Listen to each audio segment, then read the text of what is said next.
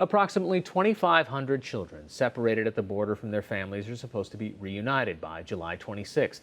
While the country pays attention to that story, there's another detention story which has gotten less coverage. That is, allegations of abuse inside detention centers. Data from the Department of Homeland Security's Office of the Inspector General show that thousands of migrants have claimed they were sexually abused while in ICE custody. Emily Cassie, an investigative journalist and filmmaker with the Marshall Project, joins me now to discuss her latest documentary for the New York Times. First, let's take a look at a clip. It was a friendly relationship at that time, or that's how it was, and then it just kind of snowballed from there. Él entró al baño y me quitó mi ropa y se quitó su ropa. Y yo no pude decirle que no, yo no pude hacer nada, yo simplemente hice lo que él quería.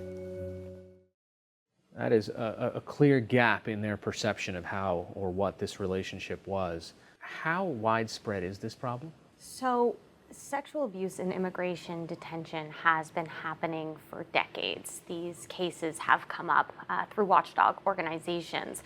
We wanted to take a deeper look and really understand the extent to which this was happening. And so we were looking at two sets of data.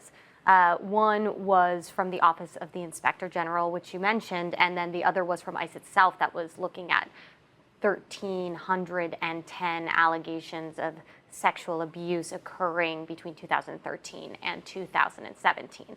So we were looking at those two sets of data, but understanding that there were a number of issues with those sets of data. The first, of course, is that this issue is largely underreported. We're talking about a population who are often fleeing violence and persecution, who are often asylum seekers, who don't speak the language, as in the case of ED and the guard Daniel Sharkey. He didn't speak Spanish, she didn't speak English. Many of these people don't have access to lawyers because they're not entitled to one. So who they're going to report these things to is very difficult if you don't have that access to a lawyer. And then beyond that, there's this fear of deportation. If you tell someone, will you be deported back? So there was clearly a power imbalance here. Did she feel like she had to do this in order to protect her child or have any chance at a fair hearing? I mean, what did she say when you spoke to her about this?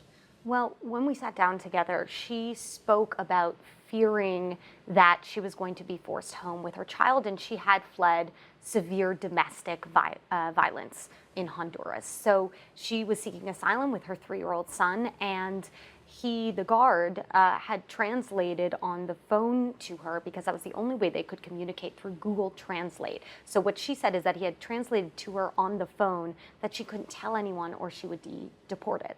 So given that situation, she said that she felt like she wasn't in a position to say no. She knew what he wanted, and she just went ahead and followed his lead. What happened to the guard, and why did he decide to sit down with you? We chose the two cases that we did of ED and Maria because they were so rare in that they had convictions. So when it came to ED and Daniel Sharkey's case, I wanted to understand, how did this happen? And from his testimony, he said, everybody knew. Well, how did they know? So we wanted to go to him. And when I spoke to him, I said, look, we are featuring her perspective. We have all these case documents. You're saying that everybody knew about this.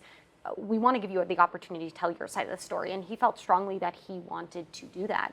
So when we sat down, he talked about feeling failed by a system. Yeah. He talked about not feeling like he had proper training. When he went to his supervisor and told that supervisor that there was some sort of relationship between himself and ED, the supervisor just told him to keep his distance. So he didn't take it very seriously. And in his words, he really thought he could get away with it.